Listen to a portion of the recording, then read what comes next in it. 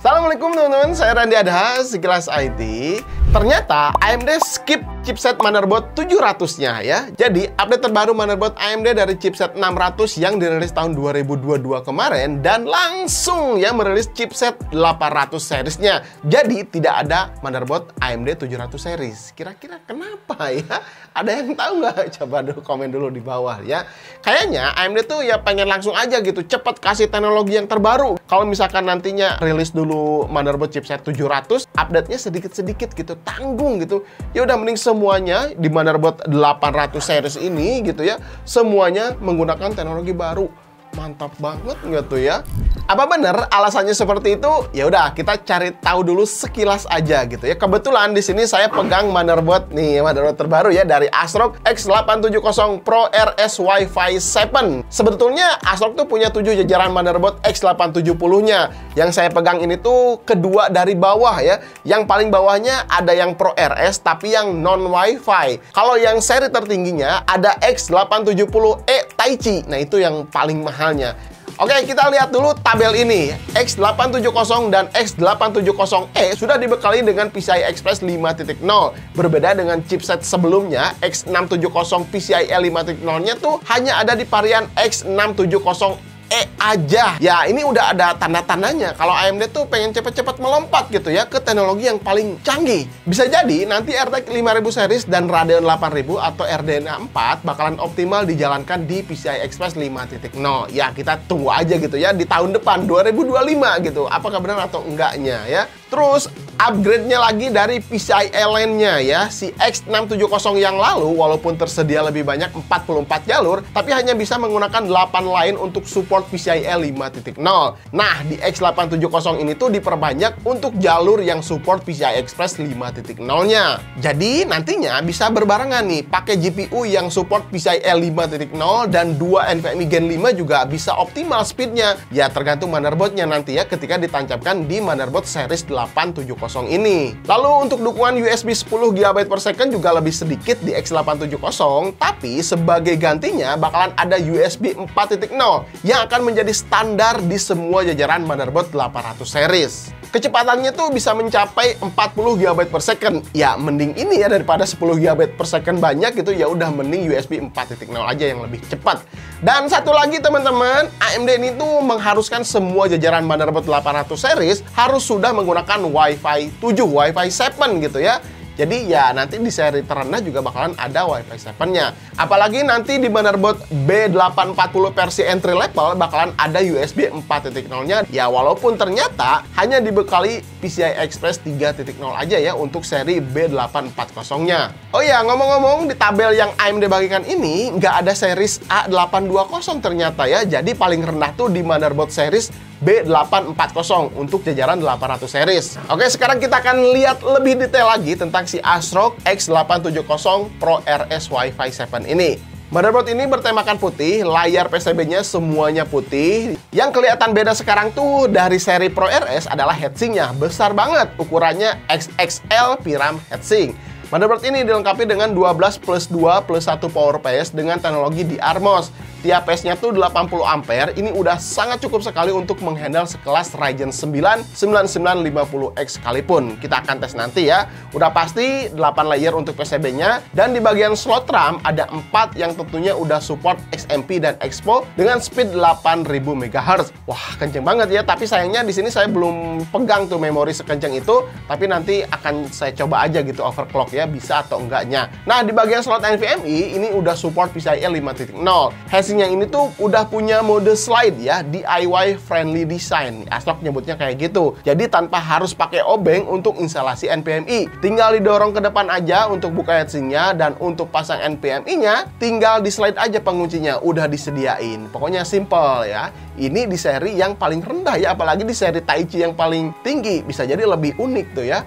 Oke, semua NVMe ini tuh di sini udah ada heatsinknya ya. Totalnya tuh ada 7 storage bisa dipasang, 3 NVMe dan 4 SATA. Terus untuk pin fan udah ada banyak di sini, ada 7 totalnya.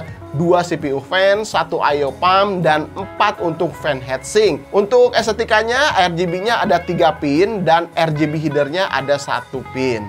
Untuk slot PCI Express x 16 di atas ini udah dilindungi dengan metal dan support PCI Express 5.0 x 16. Dan ini fungsinya untuk bisa menopang GPU besar ya. Ini udah dipastikan ASRock bakalan kuat nantinya, aman. Terus yang paling bawah di sini ini PCI Express 4.0 x 16 tanpa ada tambahan metalnya. Di kanan atas ada LED debug ya. Jikalau ada error, LED-nya tuh bisa nyala ya. Notifnya di sini hanya lampu aja, nggak ada angka-angkanya. Tapi sayangnya juga di sini nggak ada tombol power ya. Jadi kalau misalkan mau hidupin tanpa casing, si motherboard ini tuh harus di grounding manual pinnya. Ya kayak gitu ya. Terus kita lihat ya untuk I/O port di belakang. Nah ini harus ada tombol BIOS flashback-nya. Jangan sampai terulang lagi ya. Dulu sih saya pernah ngalamin hal yang kurang enak gitu ya. Ketika update BIOS nggak ada tombol flashback-nya. Ternyata listriknya mati, akhirnya motherboard-nya mati juga gitu. Terus di bawahnya ada antena Wi-Fi 7 dan Bluetooth. Nah ini udah ada 2 kali USB 4.0-nya yang standar di motherboard 800 series. Terus di bawahnya ada 2 kali USB 3.2, ini Type A ya. Terus ada 6 kali USB 2.0 dan RJ45 dengan speed 2,5 gigabit per second. Terus untuk port audionya juga udah lengkap di sini. Pokoknya di belakang ini cukup lengkap. Sekarang kita akan tes ya teman-teman menggunakan si Ryzen 9 9950X. Ini prosesor tertinggi untuk saat ini ya di 9000 series. Kita duetkan juga dengan cooler Arctic Cooler Freezer 2 360 yang ini untuk bisa menahan panasnya si Ryzen 9000 series. Untuk pengujian pertama saya tes default dulu atau PBO-nya aktif. Ketika dites Cinebench R23, ternyata skor multi ini mendapatkan 40.695 poin dan CPU power ketika dilihat di HW Info menunjukkan 199 watt, hampir 200 wattan ya. Suhu motherboard juga ternyata masih adem, di sini terlihat 38 derajat Celcius. Kalau suhu VRM memang di sini nggak terdeteksi ya di HW Info terbaru di versi 8.12 dan di software bawaan motherboardnya juga nggak kelihatan.